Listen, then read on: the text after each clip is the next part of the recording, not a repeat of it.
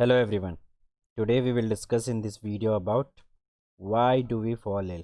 हम बीमार क्यों पड़ते हैं. ये तुम्हारा चैप्टर नंबर 13 है.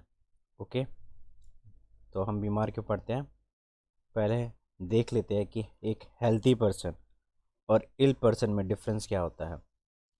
पुराने स्टेट्समेंट्स में, ठीक है, हेल्थी पर्सन उसको बोला जाता था जो किसी इलनेस या फिर इंजरी से फ्री होता है. बट जो नया स्टेटमेंट है जो तुम्हारी बुक में मेंशन है वो क्या बोलता है, हेल्थी पर्सन कौन होता है. सिर्फ इलनेस हट जाना ही हेल्थीनेस नहीं होता है. क्या होता है, एक ऐसा स्टेट जहाँ पर तुम फिजिकली, मेंटली और सोशली अच्छी तरीके से परफॉर्म करे. मतलब ये तीनों पैरामीटर जब तुम्हारा सही होगा तो तुम्हें क्या डिक्लेयर कर दिया जाएगा, हेल्दी. वरना क्या बोला जाएगा, तुम एक इल पर्सन हो. ठीक है, तो हेल्दी पर्सन वो होता है जो फिजिकली, मेंटली और सोशली वेल हो. ठीक है, अब फिजिकली, मेंटली, सोशली क्या है, देखो. फिजिकली मतलब तुम अच्छे तरीके से एक्सरसाइज वगैरह कर रहे हो, दौड़ पा रहे हो. ठीक है. मेंटली, मेंटली का मतलब है कि जैसे तुमने देखा होगा अभी के वक्त में लोग डिप्रेशन में रहते हैं बहुत ज़्यादा. ठीक है, तो ये सब डिप्रेशन, टेंशन ये सब ना हो, तुम मेंटली भी फ्री हो. ठीक है. नेक्स्ट है सोशली. सोशली मतलब तुम सराउंडिंग के लोगों के साथ कैसे बिहेव कर रहे हो. तुमने देखा होगा कि कुछ लोग बहुत गुस्सेले टाइप के होते हैं, अच्छे से बोलते नहीं हैं वो, तो वो क्या है, सोशली अच्छे से अडेप्ट नहीं कर पाते अपने आप को. ठीक है, तो तुम्हें फिजिकली भी सही होना हो पड़ेगा, मेंटली भी सही रहना पड़ेगा और सोशली भी सही रहना पड़ेगा, तभी हम क्या बोलेंगे आपको, healthy person. Otherwise you are ill. Okay, सिर्फ इलनेस और इंजरी ही से फ्री होना हेल्दी नहीं कहलाता है. ठीक है, ये पहले स्टेटमेंट बोला जाता था बट अब नहीं. नेक्स्ट है डिजीज़. डिजीज़ क्या होता है, देखो, डिजीज़ का मतलब ही होता है डिस्टर्ब्ड ईज. जो ऐसा कंडीशन जहाँ पे तुम्हें अनकंफर्टेबल फील हो. ठीक है. One or more system of the body will change give rise to symptoms. अगर तुम्हारे बॉडी में एक या एक से ज़्यादा सिस्टम चेंज होने लग जाए तो उसका सिस्टम आने लग जाता है. फॉर एग्ज़ाम्पल जैसे कफ, ठीक है, खांसी, लूज मोशन, मतलब ये किसी सिम्टम्स के मतलब किसी सिस्टम के बिगड़ने के वजह से ही ये सिम्टम्स अपीयर्स हो जाते हैं. अब ये सिम्टम्स क्या है ये अभी आगे हम डिफ्रेंशिएट करेंगे. ठीक है, अब डिजीज़ को इस बेसिस पे दो टाइप्स में डिफ्रेंशिएट किया गया है. पहला है एक्यूट डिजीज़ और दूसरा है क्रोनिक डिजीज़. अब ये एक्यूट और क्रोनिक में क्या डिफरेंस है ये देखो. एक्यूट डिजीज़ ऐसे डिजीज़ होते हैं जो बहुत शॉर्ट पीरियड ऑफ टाइम के लिए होता है, छोटे समय के लिए. और क्रोनिक डिजीज़ ऐसा डिजीज़ होता है जो बहुत लंबे टाइम के लिए होता है, for a long period of time. Example क्या है शॉर्ट पीरियड ऑफ टाइम के लिए, common cold, viral fever, chicken pox, malaria etcetera. और क्रोनिक डिजीज़ में क्या हो गया, cancer, AIDS, asthma, diabetes, tuberculosis वगैरह वगैरह. एग्ज़ाम में अगर आता है डिफरेंशिएट करने के लिए तो तुम्हें टेबल बनाना पड़ेगा और ऐसे करके डिफरेंशिएट करोगे तो इजी तरीके से मार्क्स मिल जाते हैं. Acute is short duration disease, chronic is long lasting. Patient recovers completely after the cure. अब ये पेशेंट क्या होता है इसके अंदर, एक्यूट डिजीज़ के अंदर कम्प्लीटली रिकवर हो जाता है अगर हम उसका क्योर करें तो, क्योर के बाद. ठीक है, और क्रोनिक डिजीज़ में क्या होता है, पेशेंट डज नॉट रिकवर, मतलब पूरे कम्प्लीटली रिकवर नहीं कर पाता है. ये चांस होता है क्रोनिक डिजीज़ में कि वो बीमारी वापस आ जाए. ठीक है, बट एक्यूट डिजीज़ में ऐसा होता नहीं है. जैसे कि हमें बुखार लगता है, ठीक है, तो हम दवाई खाते हैं, थोड़े दिनों का मतलब थोड़े दिन तक हम अपने आप को क्योर करते हैं, फिर उसके बाद वो बुखार दोबारा आता नहीं है. ठीक है, लेकिन क्रोनिक डिजीज़ में ऐसा होगा, तुमने देखा होगा कि लेट सपोज डायबिटीज़ अभी के लिए बंद हो गया, लेकिन कुछ महीनों बाद, कुछ साल के बाद डायबिटीज़ फिर स्टार्ट हो जाता है, कैंसर्स के सेल्स फिर से बनने स्टार्ट हो जाते हैं. ठीक है, तो कम्प्लीटली यहाँ पे पेशेंट रिकवर नहीं कर पाता है. Acute disease, there is no loss of weight और feelings of tiredness afterward. Cure के बाद वहाँ पे वेट हमारा लॉस नहीं होता है, हमें टायर्डनेस, थकावट जैसी महसूस नहीं होती है. बट क्रोनिक डिजीज़ में अक्सर वेट लॉस हो जाता है या फिर हमें थकावट जैसे महसूस होने लग जाता है क्यूर के बाद। Okay, acute disease there is a short duration loss of work and efficiency. इसके अंदर जो एफिशिएंसी, काम करने की जो हमारी क्षमता है, उसमें क्या है, छोटे टाइम के लिए लॉस होता है। मतलब कि हम जब तक हम बीमार हैं उतने टाइम के लिए हम काम इजी तरीके से नहीं कर पाते, ठीक है, काम नहीं कर पाते।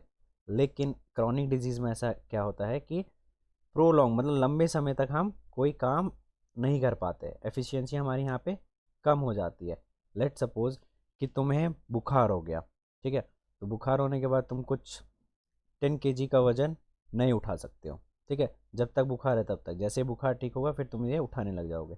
बट क्रोनिक डिजीज़ में क्या होता है, क्रोनिक डिजीज़ हुआ, 10 kg का वेट नहीं उठा पा रहे हो, ठीक है, वो क्योर हुआ, अभी थोड़ी देर इन दिनों के लिए ठीक हो गए तुम, स्टिल तुम 10 kg उठा नहीं पाओगे इसके अंदर, ठीक है।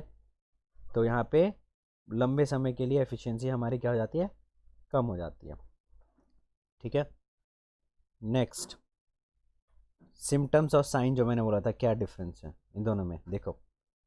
साइन जो होता है वो दूसरों के थ्रू नोटिस किया जा सकता है, बट सिम्टम्स जो होते हैं वो तुम खुद महसूस करोगे। जैसे कि हेडेक, सिर दर्द होता है तो दूसरे को नहीं पता चलता, लेकिन तुम्हें पता चलेगा हाँ मेरे सर में दर्द हो रहा है। फटीक, थकावट, दूसरे को नहीं पता चलेगा कि तुम थके हुए हो, लेकिन तुम्हें पता चलेगा। साइन में रैशेस, रैशेस होने लग जाते हैं तो कोई सामने वाला बोल जाता है हाँ भाई तुम्हें रैशेस हो रहा है। या ब्लड में से नोज़ में से ब्लीडिंग होना स्टार्ट हो जाती है तो कोई सामने वाला हमें बता देता है हाँ ब्लीडिंग हो रही है। तो जो सामने वाला बता दे उसको क्या बोलते हैं हम, साइन, और जो हम खुद महसूस करें उसको क्या बोलते हैं, सिम्टम्स, ठीक है। अभी हमने देखा कि डिजीज़ 2 टाइप्स के हैं। वैसे डिजीज़ और टाइप्स के होते हैं, बट तुम्हारे बुक में भी 2 टाइप के डिफ्रेंशिएट कर रखा है। क्या क्या है, एक्यूट डिजीज़ और एक है क्रोनिक, ठीक है। ये टाइम पीरियड ऑफ टाइम के लिए डिफ्रेंशिएट किया गया है कि ये छोटे टाइम के लिए रहता है और ये लंबे टाइम के लिए रहता है, ठीक है। अब देखो, डिजीज़ को फर्दर फिर डिफ्रेंशिएट किया गया कि डिजीज़ किसी वजह से होते हैं, ठीक है, किसी के थ्रू होते हैं। Most of the disease have many causes, बहुत सारे डिजीज़ के अलग अलग कारण हो सकते हैं, सिर्फ सिंगल कॉज को छोड़ करके, ठीक है। लाइक अनक्लियर, मतलब साफ़ पानी नहीं पीने से, nourishment, genetic difference, genetic hereditary disease जो होते हैं, जेनेटिक एबनॉर्मलिटीज़, ये सब के वजह से भी हमें डिजीज़ हो सकता है। इस बेसिस पे भी डिजीज़ को 2 तरीके से डिफ्रेंशिएट किया गया है। एक है नॉन इन्फेक्शियस डिजीज़ और एक है infectious disease. Non infectious disease वो डिजीज़ होते हैं जो किसी एजेंट के थ्रू नहीं होते, लेकिन इन्फेक्शियस डिजीज़ एजेंट्स के थ्रू हो जाते हैं, ठीक है। अब ये एजेंट्स कौन कौन से हैं ये देखो, जैसे कि बैक्टीरिया के थ्रू हो जाएगा, वायरस के थ्रू हो जाएगा, फंगस के थ्रू हो जाएगा, प्रोटोजोन के थ्रू हो जाएगा, वर्म्स के थ्रू हो जाएगा। ये सब क्या है यहाँ पे, एजेंट्स है, ठीक है। तो ये एजेंट्स की वजह से जब बीमारी होती है तो उसको हम क्या बोलते हैं, इन्फेक्शियस डिजीज़। और जब एजेंट के थ्रू बीमारी नहीं होती उसको क्या बोलते हैं, नॉन इन्फेक्शियस डिजीज़, ठीक है। नॉन इन्फेक्शियस में जैसे कैंसर हो गया, डायबिटीज़ हो गया, ठीक है। और इन्फेक्शियस डिजीज़ में देखो कैसे कैसे डिजीज़ है। जो बैक्टीरिया से होने वाले डिजीज़ है, ये क्वेश्चन भी आता है पेपर में कि right any 2 types of disease which causes from bacterial और वायरल और फंगस, प्रोटोजोन वगैरह वगैरह, ठीक है। तो बैक्टीरिया से होने वाले डिजीज़ का नाम ये है, टाइफाइड हो गया, कॉलरा हो गया, ट्यूबरक्लोसिस हो गया, एक्ने हो गया, एंथ्रैक्स हो गया, ठीक है। तो ये सब क्या है, बैक्टीरिया से होने वाले डिजीज़ है। वायरस से होने वाले डिजीज़, कॉमन कोल्ड जो तुम्हें नॉर्मल हो जाता है, influenza, dengue fever, AIDS. AIDS के लिए क्वेश्चन आता है, एड्स इज़ अ बैक्टीरियल और viral fever, viral disease, it's a viral disease, ठीक है। ये HIV से होता है, ये याद रखना। जापानीज़ एनसीफेलिटीज़ और ब्रेन फीवर, ठीक है। फंगल डिजीज से, फंगस से कौन कौन सा होता है, स्किन डिजीज़ हो गया। प्रोटोजोआ डिजीज़ कौन कौन से होते हैं, मलेरिया, मलेरिया के अंदर क्या पाया जाता है, प्लाज्मोडियम। कालाजार, कालाजार के अंदर क्या पाया जाता है, लिश्मेनिया। ये सब आता है क्वेश्चन, ठीक है, याद रखना। फिर स्लीपिंग सिकनेस, ये है ट्रिपनोजोमस, ठीक है, ये इतना ज़्यादा इंपॉर्टेंट नहीं है, बट मलेरिया, कालाजार ये इंपॉर्टेंट है। तो ये सारे डिजीज़ किससे फैलते हैं, प्रोटोजोआ से। नेक्स्ट है वर्म डिजीज़, वर्म डिजीज़ में अस्कारीज हो गया, राउंड वर्म से होता है ये। एलिफेंटियसिस हो गया, ये होता है यूचेरिया से, ठीक है।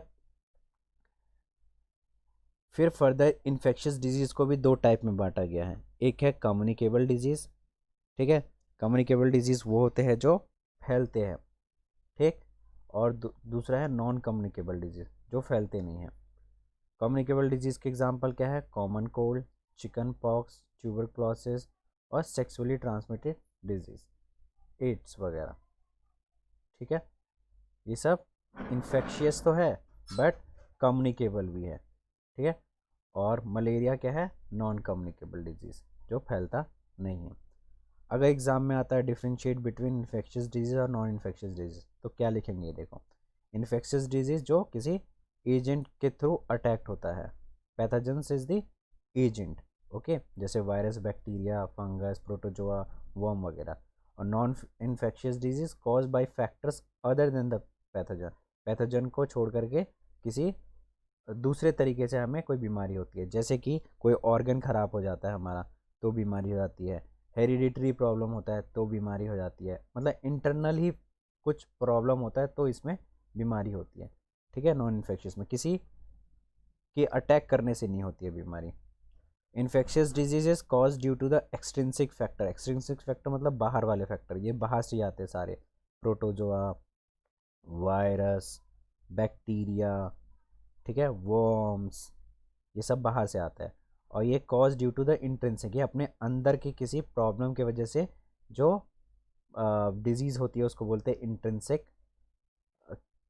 नॉन इन्फेक्शियस डिजीज़ बोलते हैं जो इंट्रिंसिक फैक्टर की वजह से होता है, इंट्रिंसिक मतलब इंटरनल प्रॉब्लम की वजह से।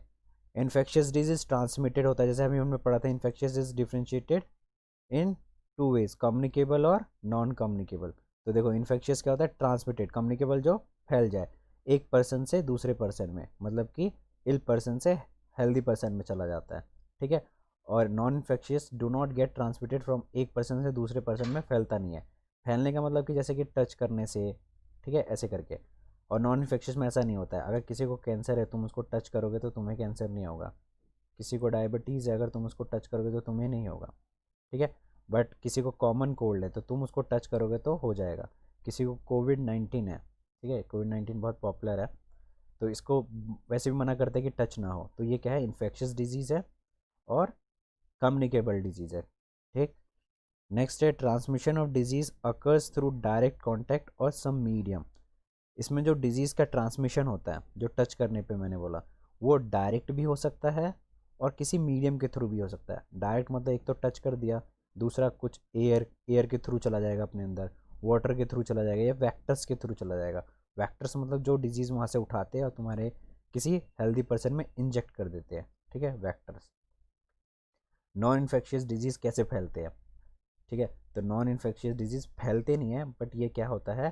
ट्रांसमिट होता है थ्रू हेरिडिटरी डिजीज़ के फॉर्म में। हेरिडिटरी डिजीज़ का मतलब है, लेट सपोज किसी पेरेंट को कोई प्रॉब्लम है, ठीक है, कुछ प्रॉब्लम हुआ, तो वो प्रॉब्लम अब वो अपने ऑफस्प्रिंग में ट्रांसफ़र करता है। क्यों ट्रांसफ़र होता है? क्योंकि जीन्स जो होते हैं, तुम्हें पता है जीन ट्रांसफ़र होते हैं फ्रॉम पेरेंट्स टू ऑफस्प्रिंग। तो जब जीन में कुछ भी जेनेटिक चेंज आएगा तो वो चेंज किस पे दिखाई देगा? ऑफ स्प्रिंग में। तो यहाँ पे हेरिडिटरी डिजीज़ का मतलब वही है। हेरिडिटरी डिजीज़ मतलब कि कुछ पेरेंट को प्रॉब्लम हुई, ठीक है, जेनेटिकल प्रॉब्लम, वो जेनेटिकल प्रॉब्लम ऑफ स्प्रिंग में ट्रांसफ़र हो जाता है, ठीक है। नेक्स्ट है community hygiene can reduce the occurrence of this disease. मतलब हाइजीन, साफ़ सुथरा रखने पर इन डिजीज़ को हम कंट्रोल कर सकते हैं, रिड्यूस कर सकते हैं। नॉन इन्फेक्शन में कम्युनिटी हाइजीन इज़ इनफेक्टिव। साफ़ सुथरा रखना यहाँ पे इतना ज़्यादा इफेक्टिव नहीं होता है in reducing the occurrence of disease, ठीक है।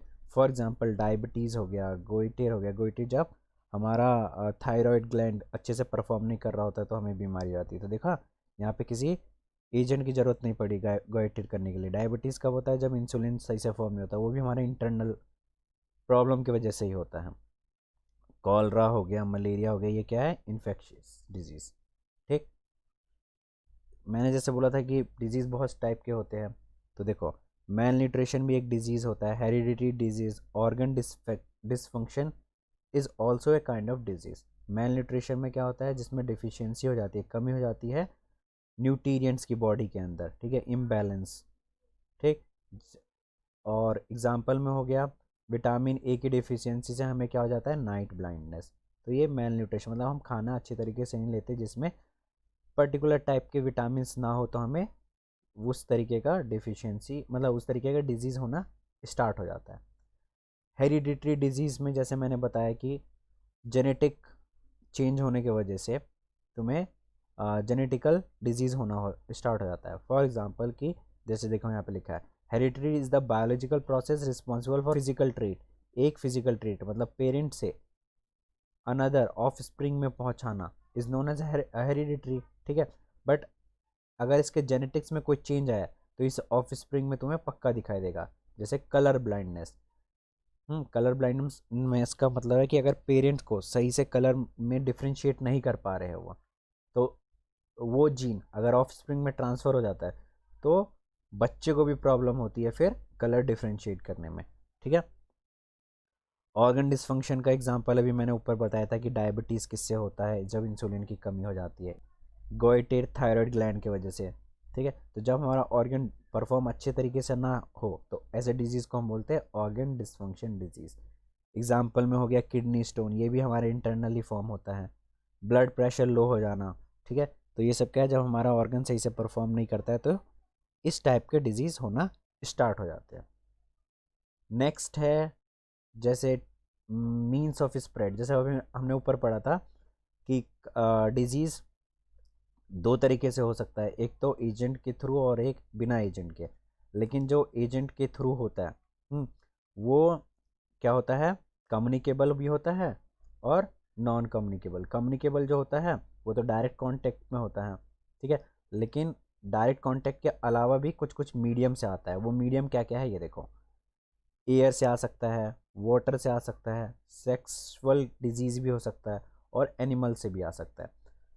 एयरबॉर्न डिजीज़ कौन कौन से आता है, ये भी क्वेश्चन पूछा जाता है एग्जाम में कि एयरबॉर्न डिजीज़ लिखो। तो निमोनिया एयर से फैल सकता है, कॉमन कोल्ड एयर से फैल सकता है, ट्यूबरक्लोसिस एयर से फैल सकता है और कोविड भी एयर से फैल सकता है। फिर वाटर से फैलने वाली बीमारी कौन है, कॉलरा, हेपेटाइटिस। सेक्सुअली डिजीज़ कौन कौन सी है, HIV और साइफिलिस, ठीक है। और एनिमल से फैलने वाली कौन कौन सी बीमारी है, सबसे बेस्ट एग्जांपल है रेबिस, कि कोई कुत्ता काट ले, मंकी काट ले तो इससे हमें रेबिस की बीमारी हो जाती है। जो मैंने बोला था वेक्टर, वेक्टर का मतलब क्या होता है कि सिक पर्सन से इन्फेक्शियस एजेंट हेल्दी पर्सन में चले जाना। इन्फेक्शियस एजेंट का मतलब वायरस, बैक्टीरिया, प्रोटोजोआ, वर्म्स वगैरह, ठीक है। तो वेक्टर्स वो कहलाते हैं जो ये काम करते हैं, सिक पर्सन से हेल्थी पर्सन में ले करके जाते हैं, ठीक है। एग्जाम्पल में रेबिस देख लिया तुमने, जैसे कि अब मैं एक डायग्राम में भी दिखाता हूँ अभी। और एग्जाम्पल है मॉस्किटो। मॉस्किटो क्या कैरी करता है, प्लाज्मोडियम। प्लाज्मोडियम एक इन्फेक्टेड पर्सन से हेल्थी पर्सन में डाल देता है जिसकी वजह से उसको मलेरिया हो जाता है, ठीक है। देखो एग्जाम्पल में हैंड शेक करने की वजह से, ठीक है, डायरेक्ट कांटेक्ट।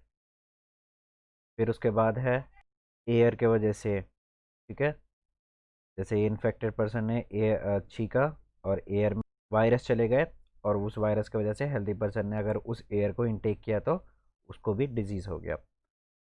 फिर इनडायरेक्ट कांटेक्ट, जैसे कि इन्फेक्टेड पर्सन ने किसी चीज़ को टच किया, जैसे कोरोना वगैरह में हमने देखा ही है, कोविड में, ठीक है। हम सैनिटाइज क्यों करते हैं, क्योंकि अगर कोई इन्फेक्टेड पर्सन किसी चीज़ को टच करता है तो वो वायरस उस टच करे हुई चीज़ें पे बैठ जाता है, फिर हेल्दी पर्सन उसको टच करता है तो वो वायरस उसके अंदर चले जाता है, इंजेक्ट हो जाता है। थ्रू फूड के थ्रू भी हमें इन्फेक्शियस एजेंट मिल सकते हैं। फिर वेक्टर्स हो गए, जैसे मॉस्किटो एक वेक्टर का काम करता है, ठीक है, और रैबिड एनिमल मॉस्किटो वेक्टर का काम करता है। तो वेक्टर मतलब जो इन्फेक्टेड पर्सन से इन्फेक्शियस एजेंट हेल्दी पर्सन में इंजेक्ट करा देते हैं। फिर उसके बाद आता है इम्यून सिस्टम। इम्यून सिस्टम क्या होता है, इम्यून सिस्टम का मतलब होता है अपने बॉडी का एक ऐसा सिस्टम जो इन्वेडर्स मतलब घुसपैठी है, जैसे कि वायरस हो गए, बैक्टीरिया हो गया या कोई फॉरेन बॉडी, उनके खिलाफ जब डिफेंड कर पाए, ऐसा सिस्टम जो इन इन्वेडर्स के खिलाफ डिफेंड कर पाए, इस सिस्टम को बोला जाता है इम्यून सिस्टम। अब ये डिफेंड करने के लिए क्या यूज़ करते हैं? एंटीबॉडीज़। अपने बॉडी के अंदर जो एंटीबॉडीज़ है वो है WBC। WBC is the white blood cells. ये क्या है? Soldier of our body. ठीक है। तो ये हमारे इम्यून सिस्टम को स्ट्रॉन्ग करता है इन्वेडर्स के खिलाफ डिफेंड करके। ठीक है। तो ये एंटीबॉडीज़ क्या है? एक प्रोटीन है जो प्रोड्यूस करती है इम्यून सिस्टम। इम्यून सिस्टम के थ्रू ये प्रोड्यूस होते हैं व्हेन इट डिटेक्टेड्स हार्मफुल। कोई जब हार्मफुल सब्सटेंस डिटेक्ट होता है, ठीक है, उसको ये क्या कर देते हैं? डिस्ट्रॉय, मतलब ख़त्म कर देते हैं उसको। ठीक है, हार्मफुल सब्सटेंस डिटेक्टेड। और इनको क्या बोला जाता है? एंटीबॉडीज़ को एंटीजेंस। एग्जाम्पल में WBC। फिर उसके बाद आता है एंटीबायोटिक्स। एंटीबायोटिक्स क्या होते हैं? तो देखो, इम्यून सिस्टम के थ्रू एंटीजेंस डेवलप होते हैं। ठीक है। लेकिन कुछ बीमारी, कुछ डिजीज ऐसी होती है कि वो एंटीबॉडीज़ उनको उनसे लड़ नहीं पाती है। उस केस में हम एंटीबायोटिक्स देते हैं। ठीक है। देखो, many bacteria make a cell wall to protect themselves. बहुत सारे बैक्टीरिया सेल वॉल बना लेते हैं। जैसे लेट सपोज ये बैक्टीरिया है, इसने एक सेल वॉल कवर कर लिया, जिसके वजह से जब एंटीबॉडीज आएगा इसके ऊपर अटैक करने, ठीक है, एंटीबॉडीज जब इसके ऊपर अटैक करने आएगा तो ये क्या रहेगा? इनइफेक्टिव रहेगा। ठीक है, ये इनइफेक्टिव रहेगा। इस केस में हम क्या देते हैं फिर? एंटीबायोटिक्स देते हैं। एंटीबायोटिक्स देते हैं। और एंटीबायोटिक्स क्या करता है फिर? द एंटीबायोटिक, एंटीबायोटिक का एग्जांपल है पेनिसिलिन। ठीक है। Blocks the bacterial process. इस सेल वॉल को, जो ये सेल वॉल क्रिएट कर लिया बैक्टीरिया ने, इस सेल वॉल को वो ब्लॉक कर देता है ताकि ये फर्दर प्रोसेस, मतलब बिल्डअप ना कर पाए। ठीक है, that build cell wall and blocks the biochemical path. इसको ये ब्लॉक कर देता है। कौन ब्लॉक कर देता है? एंटीबायोटिक्स। ठीक है, ताकि ये फर्दर प्रोड्यूस ना कर पाए एंटीबायो। हाँ, और देखो, जैसे ये बैक्टीरिया था बट इसकी जगह पे वायरस है, कोई वायरस है। ठीक है, तो वायरस के ऊपर एंटीबायोटिक इतने ज़्यादा इफेक्टिव नहीं होते हैं। ठीक है, antibiotics do not work against viral infection. Next है इन्फेक्शन को प्रिवेंट करने के कुछ तरीके। जैसे कि एयरबॉर्न डिजीज़ है, तो उसको हम कैसे प्रिवेंट कर सकते हैं? तो एयरबॉर्न डिजीज़ को हम प्रिवेंट कर सकते हैं providing living condition that are not overcrowded. ऐसे कंडीशन में रह करके जहाँ पे ज़्यादा भीड़ भाड़ ना हो। वाटर बॉर्न डिजीज़ से कैसे प्रिवेंट कर सकते हैं? साफ़ पानी पिए और पानी को ट्रीट करके उसके अंदर जो माइक्रोबायल कंटेमिनेशन उनको किल करके, क्लोरीन वगैरह इसलिए डाला जाता है। वेक्टर बॉर्न डिजीज़ को कैसे हम प्रिवेंट कर सकते हैं? We can provide clean environment, जैसे कि मॉस्किटो वगैरह को ब्रीड ना करने दें, हम अपने एनवायरनमेंट को क्लीन रखें। न्यूट्रिशंस प्रॉपर ले ताकि अपने बॉडी का जो इम्यूनिटी है वो कम ना हो। इम्यूनिटी मतलब कि डिफेंड जो इन्वेडर से कर पाए। अगर इम्यूनिटी स्ट्रांग रहेगी तो डिफेंड ईजिली हो पाएगा, नहीं रहेगी तो नहीं हो पाएगा। Are vaccines against tetanus. बहुत सारे वैक्सीन्स भी लेते हैं अगर हमारी इम्यूनिटी काम नहीं कर पाती। ठीक है। Diph diph diphtheria, whooping cough, measles, polio and many other disease, इन सब डिजीज़ के लिए हम वैक्सीन्स लेते हैं। नेक्स्ट है इम्यूनाइजेशन। इम्यूनाइजेशन क्या है? अभी ऊपर हमने पढ़ा था कि हम कुछ वैक्सीन्स लेते हैं। तो देखो, इम्यूनाइजेशन में होता क्या है? इम्यूनाइजेशन एक ऐसा प्रोसेस है जहाँ पे हम किसी ऑर्गेनिज्म की इम्यून को या स्ट्रॉन्ग बनाते हैं ताकि वो किसी पैथोजन के अगेंस्ट फाइट कर सके। अभी स्ट्रॉन्ग कैसे बनाया जाता है? वैक्सीन दे करके। ठीक है, वैक्सीन्स क्या होते हैं? ये देखो, वैक्सीन्स आर ड्रग्स मेडिसिन। ये क्या होते हैं? एक तरीके के मेडिसिन होते हैं which contains biological agent which mimic the one that the resembles a disease causing pathogens present inside the body. कहने का मतलब है, तुमने सुना होगा कि बचपन में सबको पोलियो पिलाया जाता है। पोलियो एक तरीके का क्या है? वैक्सीन है। ठीक है, वैक्सीन है ये। इसमें क्या है? हाँ, वैक्सीन देना किसी ऑर्गेनिज्म को इज नोन एज इम्यूनाइजेशन। क्या है? वैक्सीन देना किसी ऑर्गेनिज्म को इज नोन एज इम्यूनाइजेशन। ठीक है, हम किसी बॉडी के अंदर डेड या फिर और वीकेंड वीकेंड ऑर्गेनिज्म डालते हैं। ठीक है, मतलब कि इसमें पहले से ही हम वायरस डाला जाता है इसके अंदर, ठीक है, डेड या फिर वीक वायरस डाला जाता है बॉडी के अंदर, ठीक है, जब बीमारी होती नहीं है, ठीक है।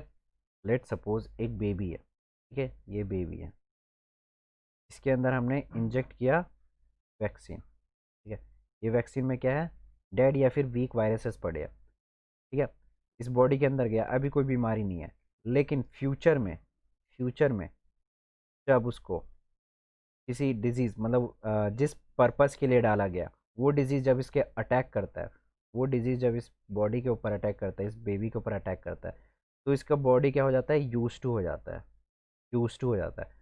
इससे पहले ही इसका इम्यून सिस्टम क्या हो जाता है, एक्टिवेट हो जाता है, ठीक है, एक्टिवेट हो जाता है, ताकि फ्यूचर में कोई अटैक आए इसके ऊपर, इस बेबी के ऊपर कोई अटैक आए तो इससे ये लड़ सके, ठीक है। तो इम्यूनाइजेशन क्या है, इम्यूनाइजेशन ऐसा प्रोसेस जो इम्यून सिस्टम को स्ट्रॉन्ग करता है। इम्यून सिस्टम को कैसे स्ट्रॉन्ग किया जाता है, वैक्सीन दे करके। वैक्सीन में होता क्या है, इंजेक्ट किया जाता है बॉडी के अंदर डेड या वीकेंड ऑर्गेनिजम्स, ठीक है, जो अपने इम्यून सिस्टम को हेल्प करता है बॉडी के खिलाफ लड़ने के लिए। उसको पहले झूठा मतलब फॉल्स वायरस डाले जाते हैं ना उसके अंदर, डेड या वीकेंड, ठीक है, डेड या वीकेंड वायरसेस डाले जाते हैं, ताकि अपनी बॉडी का जो नेचुरल एंटीबॉडीज़ है वो एक्टिवेट हो जाए, वो लड़ते रहे उससे, ठीक है। क्योंकि फ्यूचर में अगर असली में अटैक होता है, तो ये जो एक्टिवेट जो यूज टू हो गया जो, वो क्या करे, इसको ख़त्म करे, फ्यूचर में जो अटैक होगा डिजीज़ का उसको ख़त्म कर सके, ठीक है। तो इम्यूनाइजेशन क्या था, समझ में आया, इम्यूनाइजेशन जो अपने इम्यून सिस्टम को स्ट्रॉन्ग करता है by giving vaccines.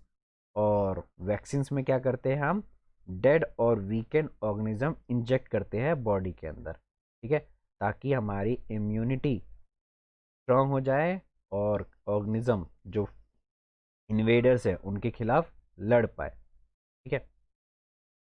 Next question आता है, why prevention is better than cure, prevent करना क्योर से ज़्यादा अच्छा क्यों है। तो देखो इसके रीजंस क्या हैं। व्हेन समवन इज इल, जब कोई बीमार पड़ता है, person body function get weakened and can never fully recover, person का बॉडी वीक हो जाता है और जल्दी से रिकवर नहीं हो, फुल्ली रिकवर नहीं हो पाता है, ठीक है। तो इसलिए हमें पहले प्रिवेंट करना ज़्यादा प्रिफर करना चाहिए हमें, एज़ कम्पेयर टू क्योर करना। क्योर में क्या हो जाता है, बीमारी किसी को हो जाती है, ठीक है, लेकिन प्रिवेंट में क्या है, हम बीमारी की तरफ नहीं जा रहे होते हैं, ठीक है, हम ज़्यादा से ज़्यादा रोकते हैं अपने आप को कि हमें ये बीमारी, पर्टिकुलर बीमारी ना हो।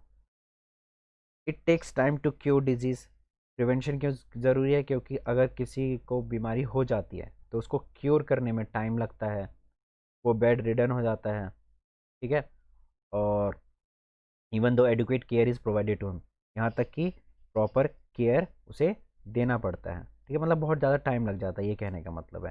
फिर उसके बाद वीक हो जाता है उसका body. The person with infectious disease will serve as the medium for further spreading the infection to other, अगर किसी को डिजीज़ हो गया है तो पर्सन जो सर्व मतलब जिसको इन्फेक्शियस डिजीज़ है, वो क्या है, एक मीडियम बन जाएगा किसी हेल्दी पर्सन तक इन्फेक्शन एजेंट पहुंचाने में, ठीक है। इसलिए हमें प्रिवेंशन ज़्यादा करना चाहिए एज कम्पेयर टू क्योर, ठीक है। नेक्स्ट है distinction between healthy and disease free. अब क्या डिफरेंस है एक हेल्दी मैन में और डिजीज़ फ्री मैन में। तो हेल्दी के लिए हमने पढ़ा था कि एक ऐसा स्टेट जहाँ फिजिकली, मेंटली और सोशली वेल हो, उसी को हम हेल्दी बोलते हैं।